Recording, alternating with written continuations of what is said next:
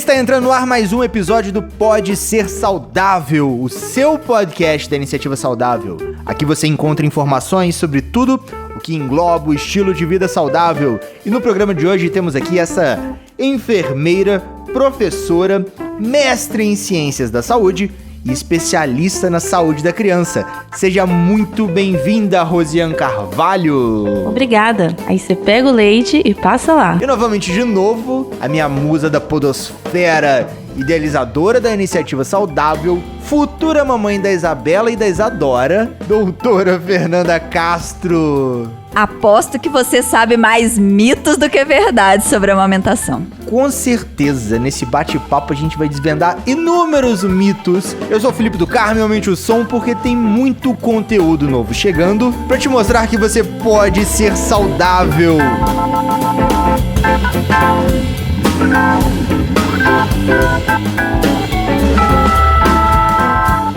Então, vamos lá. Rosiane, fale para nós, qual que é a importância do leite materno para a criança, para a mãe, para essa vida que está nascendo? Por que ele deixa a criança tão mais forte? Bom, um dos principais motivos que torna o leite materno tão importante para a criança é que ele funciona como uma vacina natural. É como se a mãe passasse, através do seu leite, as células de defesas que ela tem para a criança. Além disso, um outro motivo que torna o aleitamento materno tão importante é que o leite materno contém todas as substâncias e nutrientes que são necessários, essenciais para o crescimento e desenvolvimento saudável do bebê nos seus 6 primeiros meses de vida. E uma curiosidade, Felipe, que eu não sei se você sabe, o leite materno ele é suficiente para a criança durante os 6 primeiros meses. Então não precisa de papinhas, arroz, feijão, bananinha amassada. Não, e inclusive até a água, porque muitas mães acreditam que o bebê precisa tomar água, né, para matar a sede. Mas o leite materno, ele tem 2 fases ali. A primeira fase, no início da amamentação, quando a criança começa a sugar esse leite, é a fase que sai um leite mais ralo, que é um leite rico em água que vai matar a sede do bebê. E na segunda fase da amamentação, vai sair um leite mais grosso e que é o leite rico em nutrientes, que é o leite que vai matar a fome do bebê. Por isso que é importante que o bebê mame num seio até esgotar o leite desse seio, até o seio ficar murcho mesmo, para a mãe trocar de seio. Porque às vezes tem mães que colocam os bebês no seio durante um tempo e aí quando dá, 10, 15 minutos, elas já acham que já deu e troca. E aí acaba que esse bebê fica sem os nutrientes, né, que são tão importantes para o seu crescimento e desenvolvimento. De uma maneira bem leiga, tá? É como se ele estivesse bebendo o soro do leite e depois ele bebesse o leite. A gordura do leite. É bem isso. Inclusive tem uma historinha que contam, eu não sei se é verdade, mas para ilustrar que antigamente, na época da escravatura, né, as senhoras elas costumavam a ter suas amas de leite, né, que eram as escravas, e estabeleceram uma regra que o primeiro leite, assim, tinha que ser do filho dessas senhoras e só depois que ele mamasse podia mamar os filhos das escravas. E aí começou a se observar que os filhos das senhoras poderosas, eles estavam ficando muito mais fracos do que os filhos das escravas. Por quê? Porque os filhos das escravas ficavam com essa parte mais gorda do leite, que é a parte dos nutrientes. Olha só. É uma historinha, assim, interessante pra gente entender como que funciona isso, né? Fica a dica, explorar dos outros tem suas desvantagens significativas. Pois é. Não vamos atrapalhar, não vamos explorar o amiguinho. E tem também a orientação, né, Rose, de colocar pra mamar, e aí o neném dormiu ou cansou e tal, de voltar naquela mesma mama, né, pra conferir se ela esvaziou mesmo ou não, né? Sim. Provavelmente porque ainda talvez tenha ficado muitos nutrientes, sim, a parte de gordura. Isso então, se mesmo. o neném mamar antes aquele ali, vai esvaziar pra depois passar pro outro, né? E algumas mães perguntam, quanto tempo, né? Como que eu vou saber quando que eu tenho que trocar de mama? as mães sentem. Eu nunca amamentei, mas eu já ouvi muitos relatos de mães que sentem mesmo a sua mama esvaziar. Elas sentem quando a mama fica mais murcha, assim. E aí você pode trocar, ou então na próxima mamada, se a mama já tiver esvaziado, você coloca o bebê na outra mama. E tem uns bebês que são espertinhos também, né? Que eles começam a rejeitar aquela mama, você pode saber que é porque acabou o leite daquele peito. Mas às vezes também a gente precisa dar uma insistida, porque existem algumas diferenças, às vezes até no próprio bico do seio materno, e acaba que às vezes o bebê se adapta mais a um lado do que ao outro. E aí por isso ele fica preguiçoso com o outro lado. E aí toda vez que a mãe coloca, ele fica chorando, reclamando, e ele aceita melhor só o outro lado. Mas é importante que essa mãe insista para esse bebê mamar dos dois lados. Por quê? Porque quando ele mama, o próprio ato de sugar do bebê é como se ele incentivasse, estimulasse a mama a produzir mais leite e não deixa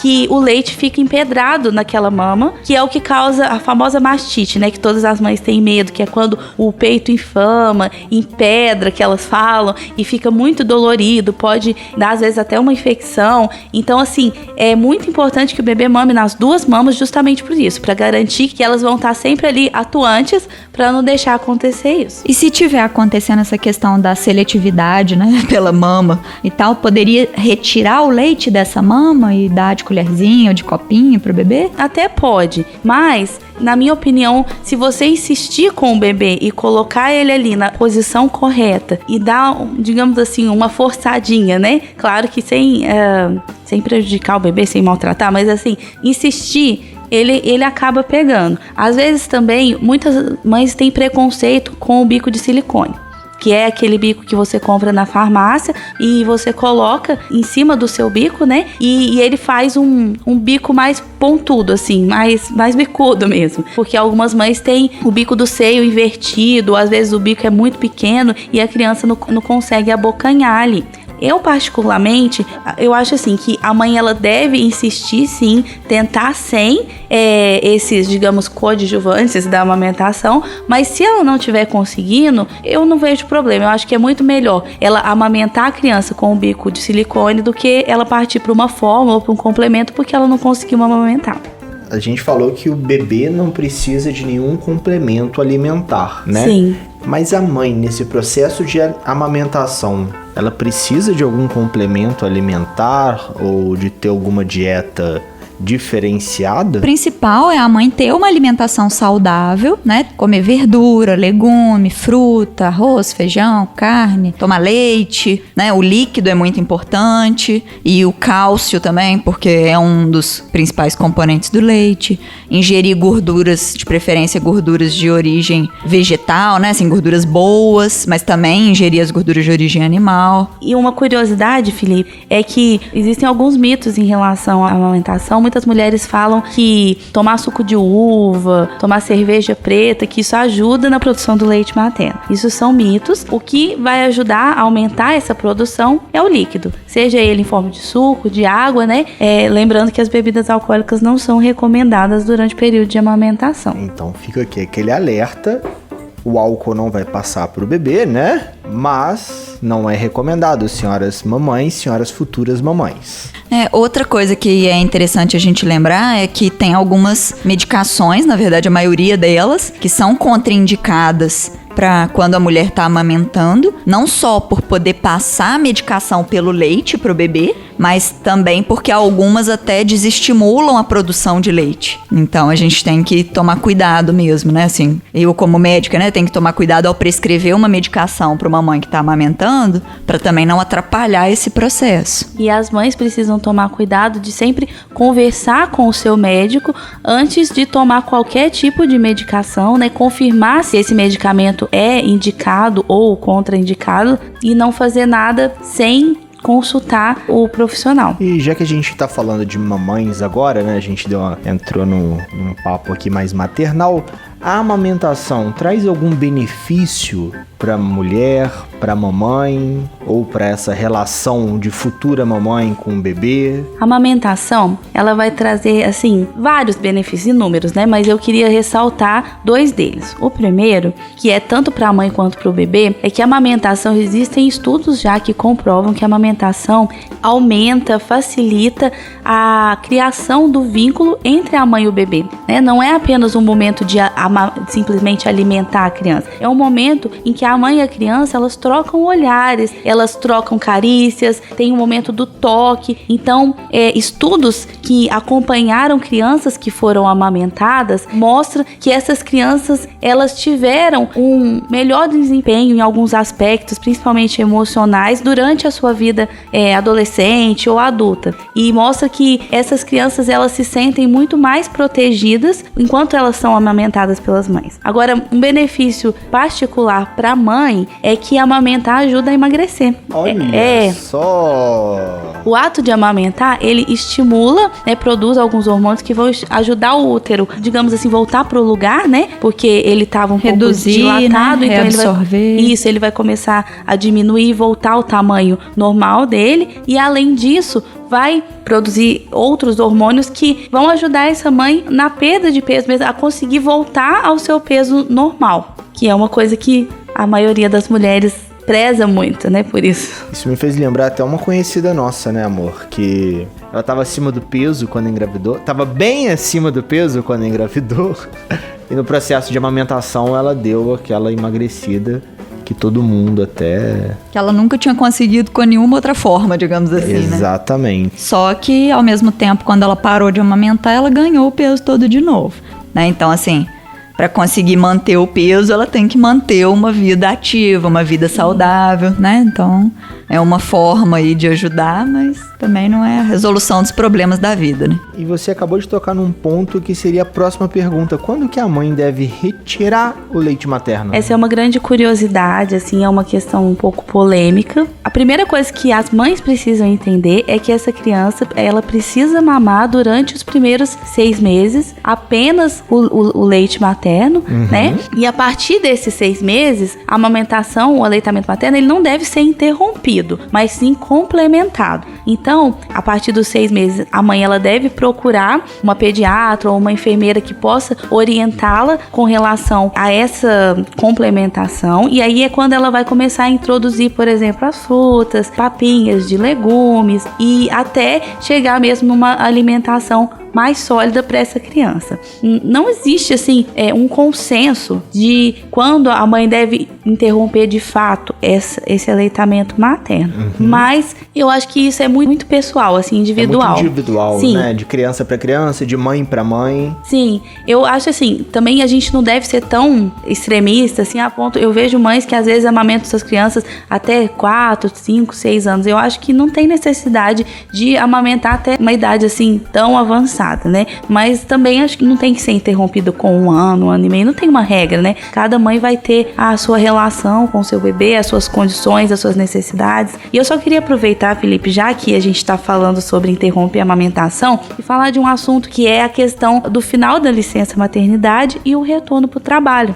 né? Porque nós estamos falando de um país onde a maioria das mães que tem o direito à licença maternidade tem esse direito de apenas 4 meses, né? A gente tem alguns casos que a licença ela é postergada para 6 meses, mas a maioria são 4 meses. E aí, o que fazer nesses outros 2 meses que ainda faltam para a criança manter o aleitamento materno exclusivo? Então, é uma coisa muito importante que essas mães precisam saber é que existe uma lei que ela permite que a mulher que estiver amamentando, depois que ela retorna ao trabalho, ela tem 1 hora dentro dessa carga horária de trabalho que ela pode sair para amamentar ou que alguém pode estar levando a criança para ela estar amamentando. Ela pode dividir essa 1 hora em 2 períodos de meia hora, às vezes antes e no final do trabalho, por exemplo, ou no meio do período de trabalho, enfim. A mãe se organiza para isso, mas isso é está previsto na legislação brasileira, é um direito que as mães têm. Além disso, essa mãe, ela pode estar retirando esse leite, ordenhando esse leite por meio de uma ordenha manual, ou às vezes a gente tem até algumas bombinhas, né, que ajudam a tirar esse leite. e ela pode estar tirando esse leite e armazenando esse leite para a criança tomar depois, enquanto ela estiver ausente no trabalho, né?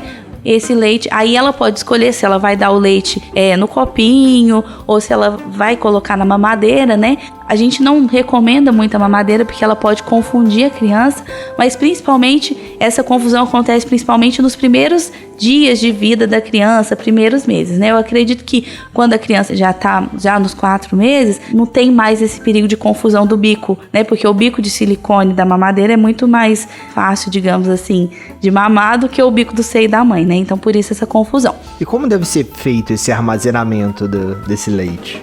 Bom, é importante que ela faça uma higiene ali do seio materno, né? Ela deve pegar um vidro que tenha uma tampa que vede de fato o vidro. Um exemplo seria um vidro de maionese, por exemplo. Mas, antes disso, essa mãe ela precisa lavar bem esse vidro e depois ela vai ferver ele na água e deixar ele secar naturalmente, sem colocar pano de prato ou toalha lá dentro. Ele vai secar sozinho. E aí, quando ele estiver seco, ela vai retirar o leite do seio materno e vai armazenar esse leite bem tampadinho na geladeira. Ele pode ser armazenado durante 12 horas e no congelador ele pode ser armazenado por até 15 dias, tá? E a mãe ela pode ir tirando o leite num recipiente, por exemplo, e depois guardando no outro recipiente, por exemplo.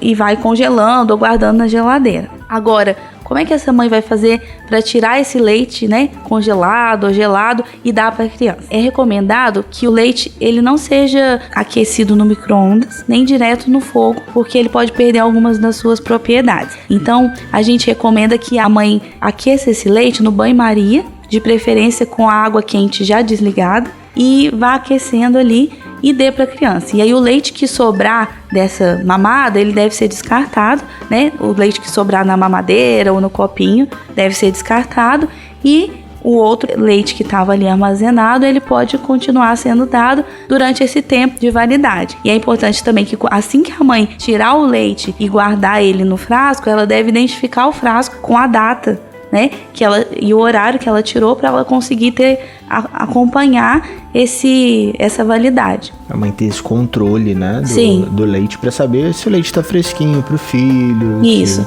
porque lembrando, na geladeira ele vale 12 horas e no congelador 15 dias. Muito atenção, bom. mamães, atenção. As únicas situações assim que a mãe acaba tendo que dar uma fórmula ou que acaba tendo que complementar de alguma forma antes dos 6 meses, seria se realmente a criança estiver rejeitando, né, mesmo, insistindo e tudo, ou se a criança, mesmo ela amamentando da melhor forma, fazendo tudo direitinho, a criança não estiver ganhando o peso suficiente, né? Que tem algumas que realmente precisam suplementar, mas isso deve ser avaliado por um pediatra, né? Assim, por profissionais de saúde experientes nessa área, né? Sim. A enfermeira também, né? Faz consulta de puericultura, não faz? Sim. Então, assim, essa avaliação, né, do profissional de saúde para avaliar o desenvolvimento da criança. Porque tem mãe, não, meu filho tá ficando magrinho, mas às vezes já ia perder um pouquinho de peso mesmo naquela idade, ou então não ganhou peso e a mãe tá achando que não, né? Então, assim, tem que tentar ir insistindo até passar por um profissional de saúde para realmente ter uma avaliação mais completa. Sim, existem algumas situações específicas, assim, que essa mãe vai precisar suplementar antes dos 6 meses de qualquer forma, né? Às vezes foge do controle dessa mãe, do controle dos profissionais de saúde e essa suplementação, ela precisa acontecer. Mas eu só queria ressaltar aqui um outro mito que às vezes acontece, é que muitas pessoas às vezes falam, às vezes a mãe acredita que tem diferença entre os tipos de leite, né? E que tem mães que têm o leite fraco. Esse leite fraco, ele não existe. O leite da mãe sempre vai ser um leite bom e suficiente para esse bebê.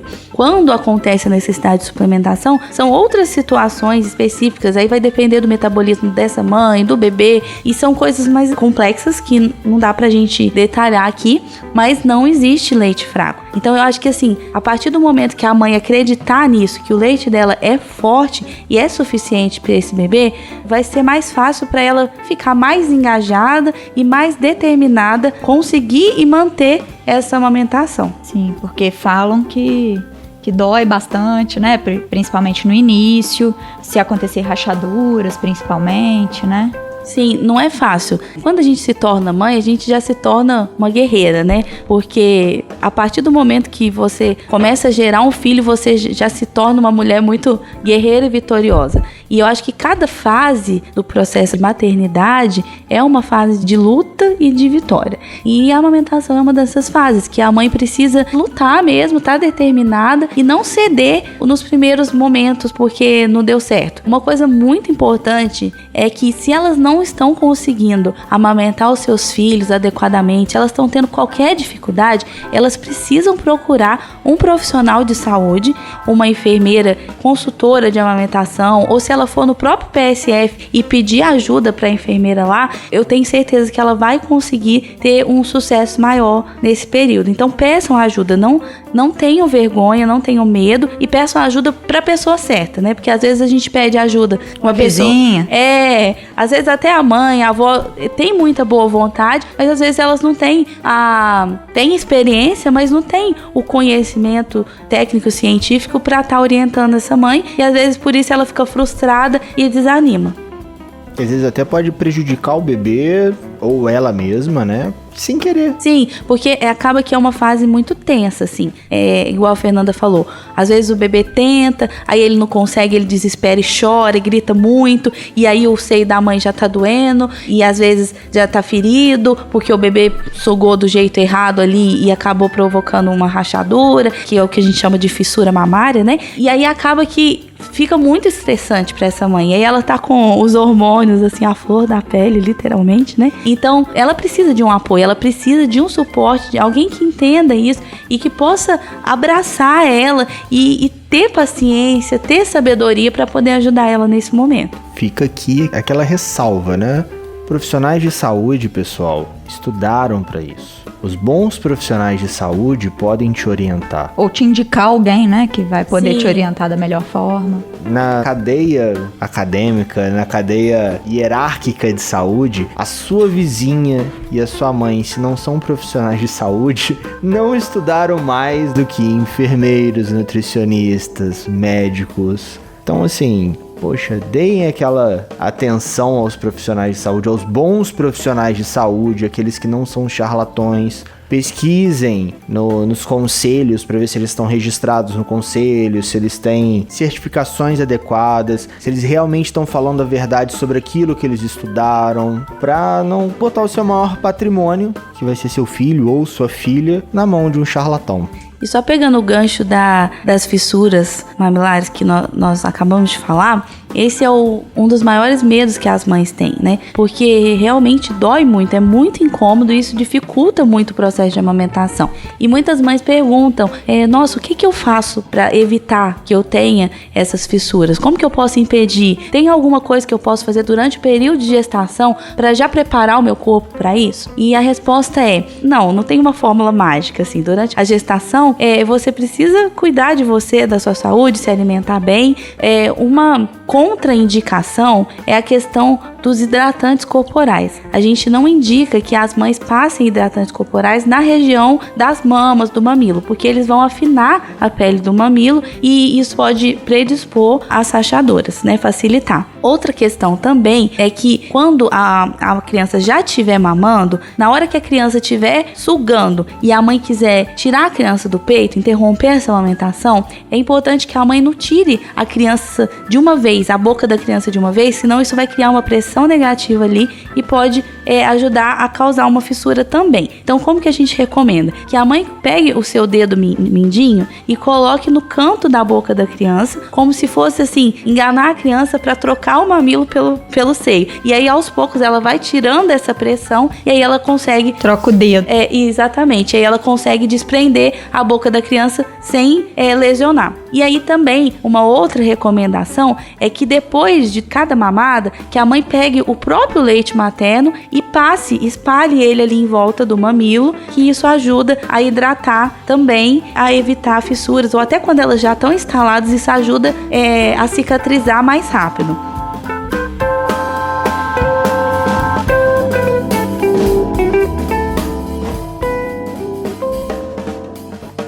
Hoje a gente recebeu uma pergunta de uma das ouvintes e seguidoras para a doutora Fernanda. Doutora, tenho hipoglicemia e estou amamentando. O que devo fazer para não sentir fraqueza?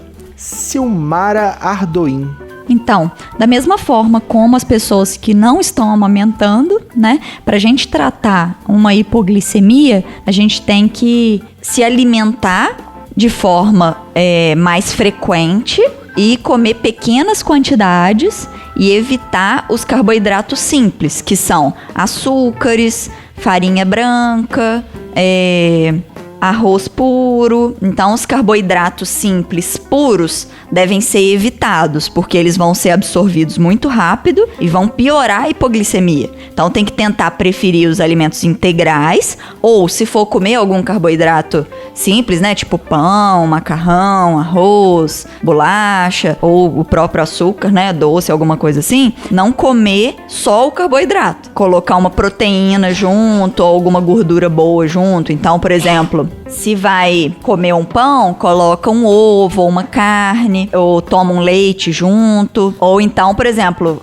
tá na hora do almoço, almoça, né, de forma completa, come salada, come legume, come carne, arroz, feijão, e não só o arroz, por exemplo. A gente no episódio 2 falou sobre diabetes gestacional, né, com a doutora Lívia. Uma mãe que teve diabetes gestacional ou que é diabética, ela tem que ter alguma precaução, ela tem que ter uma atenção diferenciada no processo de amamentação dela? Então, quando o neném de uma mãe que teve diabetes gestacional nasce, ele nasce com um risco maior de ter uma hipoglicemia, porque ele está acostumado com um ambiente com muita glicose, muita insulina, ele está produzindo muita insulina. Então, a gente precisa tomar cuidado para o bebê não fazer hipoglicemia mesmo. No hospital, a gente até tem formas de testar e tudo, mas para não ter que ficar picando o dedo do neném toda hora, é recomendado, assim que o bebê nasce, amamentar pelo menos a cada 2 horas, para depois passar para as 3 horas mínimas, né, que costuma